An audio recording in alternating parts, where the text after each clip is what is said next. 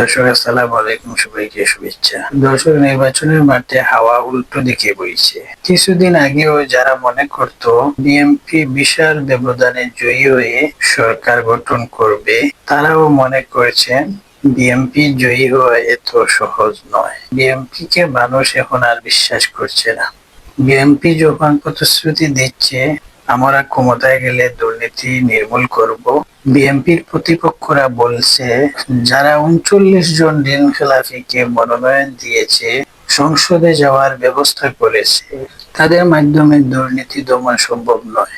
BNP যখন family কার্ডের কথা বলছে, তাদের প্রতিপক্ষ সহ সাধারণ মানুষরা মনে করছে বিএনপি এই কার্ডের মাধ্যমে শেখ হাসিনার ১০ টাকা কেজি চালের মতো প্রতারণা করছে। বিএনপির এই পরিস্থিতির জন্য দায়ী তারা নিজেরাই।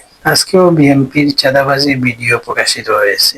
সিএনজি থেকে যখন চাঁদা আদায় করছিল, তখন সিএনজি ড্রাইভার বলছিল ভোটের সময় এসেছে, কয়টা দিন এখন চাঁদাবাজি বাদ দেন। এখান থেকে বোঝা যায় জনগণ বিএনপি কে চায়, কিন্তু বিএনপির নেতাকর্মীদের লোভের কারণে এই দলটি দিন দিন মানুষের হৃদয় থেকে হারিয়ে যাচ্ছে।